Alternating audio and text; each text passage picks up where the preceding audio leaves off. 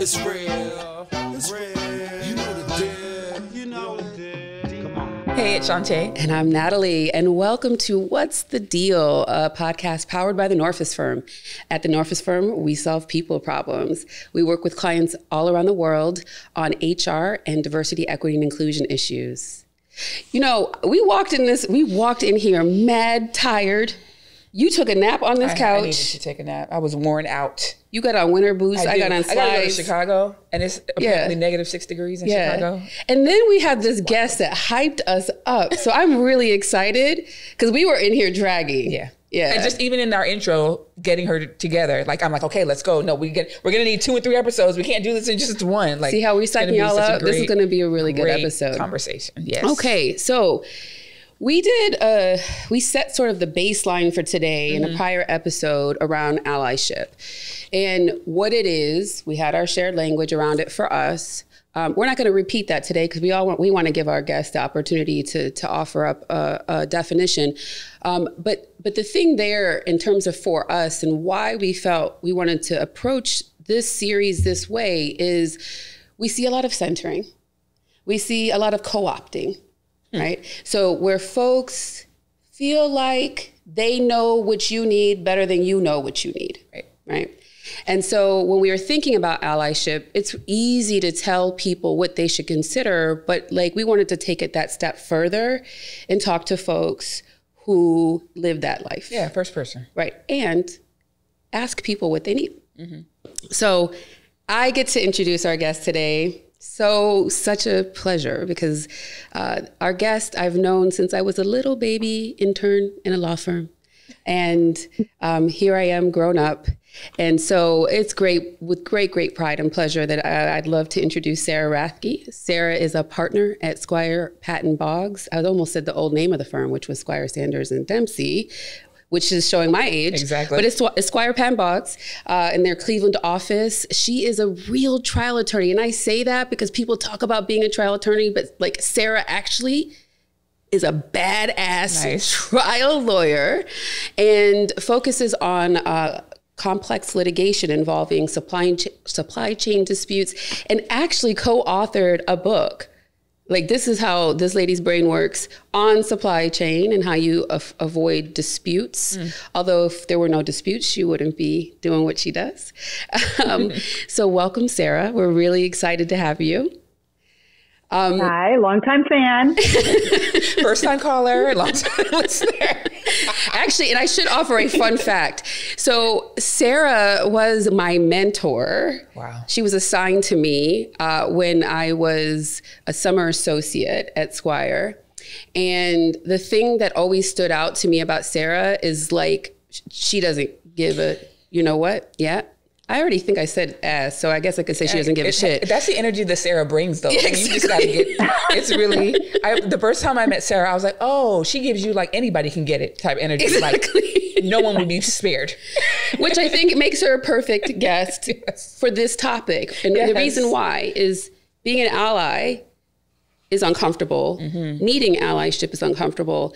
And I think, Sarah, something you do really well is walk in that discomfort regularly. So let's start off a little bit with 2 different questions. First, from your own career growth and trajectory, have there been points at which you needed allyship?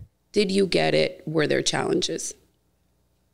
Oh, sure. In large law firms, white women are still like minority outgroup, particularly as you get more senior. So have I had some uncomfortable days at work? Yes, I definitely have, for sure. And did anyone ever ask you what you sort of needed in terms of support when you had those bad days, or how did you handle them? It's varied with my own seniority and relative power levels. So when I don't exactly remember how old I was, but my mentor in the firm, one of them, as you know, happens to be a Black man. And I know that we have had conversations about like, listen, like I will carry the water on this, you carry the water on that. And because we're very close, we can be very explicit about that. So when I was more junior, I really did want somebody more powerful than me to carry the water for me. now that there's not, you know, now that I'm more autonomous within my firm, that's less important to me.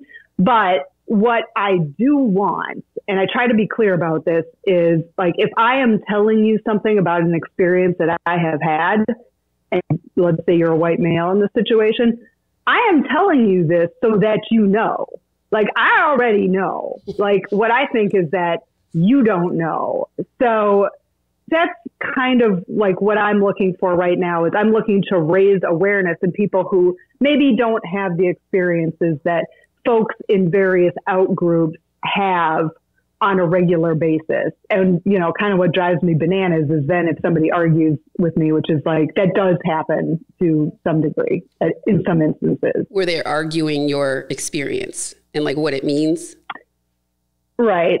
A somewhat common fact pattern that I have noticed, both when I've been sharing an experience that happened to me or when others are sharing experiences that happened to them, is that you have well-meaning, like self-reported, let's say white allies or white male allies who fully acknowledge like there is racism, there is sexism, there's homophobia in the world. Like they know enough to know that there's the isms. They're like on board with that, but somehow never managed to find an actual racist, sexist, or homophobe in a specific situation. So if you're sharing your experience, the feedback that you sometimes get is like, wow, that person's just mean, or maybe they're having a bad day, or maybe there's an innocent explanation. And I'm happy about the progress that we've made on recognizing the major isms. But at the same time, to me, that reaction is outrageous, because what you are saying as a person with no lived experience of having these types of encounters, you're talking over the person who has lots of lived experience. And it's outrageous. It's outrageous. So, you know, I think we're coming to a place where, fortunately, corporate America, law firm America, whatever, is recognizing the isms. That's a good thing. But sometimes where we can stumble, I think, in our allyship is like, there's racism, but no actual racist. There's sexism, but no actual sexist. There's like homophobia, but you can never find an actual homophobe. And, you know, we know that these things, sexism, racism, homophobia, all the isms, like, really what we're talking about is a system, sometimes exemplified in the behavior of individuals, but you do have to defer to the person with the greater experience when you're talking about how they interpret the behavior of others. And so I'm curious, Sarah, because I'm sure others have experienced that as well. What do you think is at the root of that? Why is that so hard? That is probably more psychological than I'm equipped to go into, but my hunch is like a couple things. First of all, there's, if you're reporting it up, you're talking about somebody who's deeply invested in whatever institution that you're operating within. So there's a tendency to want to be defensive about and defend, like not defensive. So both sort of defend the institution, the organization. Sometimes they know the person that you're sharing your experience with. I don't know Bob to be like, it's kind of, sorry to cut you off, but it's like, I don't know Bob to be like that. He's never been like that with me. But why would he be like that with you? Exactly. Like there's no. How many days do you come into work as a black person? Exactly. Yeah. No. Never. And that's that centering piece that we talk about. Right. I can't tell you how many times I've heard people say that, like when I do investigations or dealing with someone who's feeling like they're being slighted in some way. And then the very first thing when you go talk to someone else, they're a really nice person. They're like a brother to me. And you're like, but what does that have to do with the fact that someone is experiencing them differently than you, right? Like it's that like not a goddamn thing. Exactly. And one thing we got a little bit far away from, Sarah, is we always like to have some kind of shared language or shared understanding. How do you define allyship? What does that mean to you? God, that's a great question. I suppose I amorphously experience it as, you know, doing your best to be supportive of people who are in, you know, the minority in any, not just the numerical minority, but also sort of a power structure minority in whatever organization or society that you're operating in, and being aware of the forces that can work against those people. And then finally, like trying to do your best to push back against those forces so that those folks aren't experiencing that to the detriment of their well-being and success. Wow. That's a great definition. Dang. You might have to write that down. Exactly. Share that with people. So, Sarah, there are situations, and we've talked about a few of them already, where you might be observing behavior or experiencing behavior that's sexist. You might be observing racist behavior.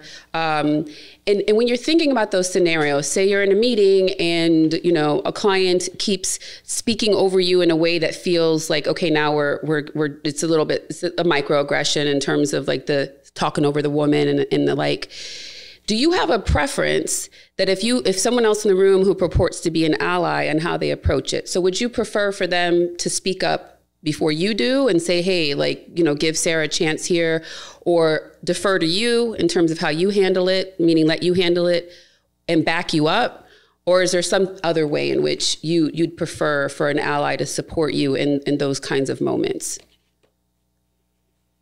At this point in my life, it's not important to me for anybody else to do anything in the specific situation that you mentioned, because if we're in that situation, like it's a client that says that it's a client that's most likely there because of me. So they've made the affirmative decision to hire. So I'm able to attribute a little bit more innocence to that situation. Of all the people that you could have hired today, you decided to hire me and pay my egregiously high hourly rate. So in that situation, no. But as a younger lawyer, I definitely, you don't really have a recourse in a situation like that, apart from the more powerful person from your organization that you have in that situation. And, I'm strident myself now, but I'm also sensitive to the idea that there is a time and place. So if it were younger me and the person, and I brought it up to the person and they said, listen, I hear you, but, we're really trying to get this client. I'm just going to need you to, I acknowledge this. I'm going to work on this within our organization, but I'm not prepared to have the client bite the bullet in this moment. I think I would accept that, but that is just me. And I would expect to, if somebody told me I want you to intervene, I'd probably do it, even if I'm like, well, that's probably not a good idea, but okay, I probably would. Your answer really talks a lot about the power pieces, which I actually appreciate, sort of your acknowledgement of, the different phases in your own career with regards to having power, different types of power at different levels. Can you talk a little bit more about that in terms of how that plays into being an ally and needing an ally? Yeah, I mean, it's kind of an inverse relationship. The more powerful are you, the less you really need an ally, but the more helpful you can be as an ally to others. So, I think people are a little hesitant about allyship because nobody's confident that they're going to get it right. And I would say, just put it down, man. What I've found is first of all, there are situations where subtlety is not really necessary or great. So I just come out with it. This is what I'm about. I've worn this shirt at work. I've worn this shirt and others like it at the most pale, male and stale, kind of law fraternity in town. This is just what I'm about. And I think, first of all, that signals to the people who might not be fully following best practices or intending even to follow best practices. We're not doing that here. But second, I think it signals to the people who are, kind of on the outside of the power structure. I'm with you in spirit. I may not I'm not always I have a 16-year-old son, so I get to hear all the time about how I'm getting it wrong. But I'm trying. I might not be up on the latest hip hop trends or language trends, but I am here in spirit, open to being educated, and willing to step in front of the train, to the extent that that's called for. Got it. So one of the things that Shanté and I really that stands out for us when we look at, some of your posts and how you speak about things to other people, that you do so in a way that doesn't center you, right? So, we know that, as a white woman and being a woman, you've encountered sexism, I mean, our industry is still very, well, it's starting to turn. It was always been heavily dominated by white men. And so you've had your own experiences, but somehow when you're talking about, you know, groups you're not part of, you don't center that. Like, you don't make it about you. Talk to us about, because it seems like that takes some level of intentionality, but talk about how you're able to use your voice without making it about you. I mean, I definitely know the phenomenon to which you're referring. I'm just not sure I can personally relate to it. Like, why on earth would that be about me? You know, like, I can't really get there in my mind. Maybe when people do that, maybe they're trying to be sort of helpful, or maybe trying to be sort of defensive. Like, I too have had difficult experiences, and like, I want you to feel not alone in that.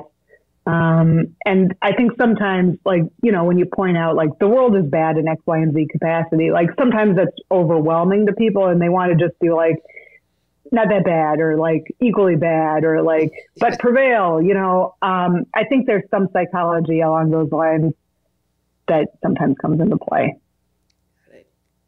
So, question, Sarah, for you. You know, working in big law, that's a very traditional field. It doesn't change very quickly, or often, if at all, right?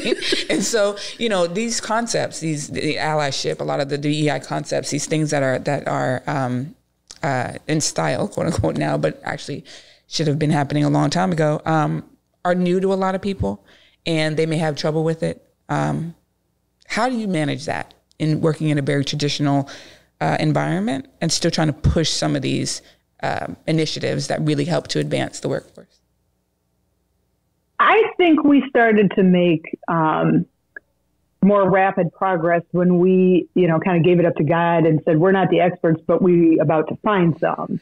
And you did not tell me to say this. We didn't talk about this at all, but, you know, there came a moment where we wanted to become, my specific law firm wanted to be a little bit more intentional about what we were doing, and do DEI more consistently with like whatever orthodoxy or discipline exists in the world, but we did not know what it was. So among the things that we did was to hire outside consultants who, you know, had the information. And I think that was a great step that we took. Now, obviously it can't be the only step, can't be the last step. And it wasn't the first step either, but, you know, don't be afraid to admit what you don't know. Why would we know that? We sell legal services. Right. Oof. I feel like we could talk to Sarah forever. And sadly, it's time to wrap. So we might be back with Sarah. We have to come back with Sarah, because there's so much there. Yeah. You guys are amazing. So are you. Thanks, Sarah. Oh, I know. It's so great to be with you. I can't believe how long we've known each other. Yeah. And the growth. And so when we kind of think about this episode, a few things that I wasn't even expecting to hear or to take through this is one, the differentiation in power, and knowing that in your lifetime, you might go from needing an ally, right, to being the ally, to be in that position of power, to be that ally and speak up for folks.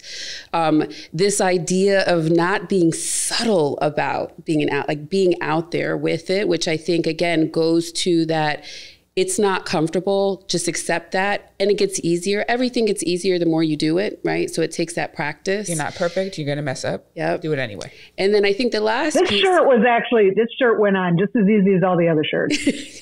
Right. Oh. and putting on the shirt, it's all the same. Yeah. So if you can get the messaging out there, go for it. All right. We love having y'all. We'll be back with more allyship conversations. Stay tuned. Bye.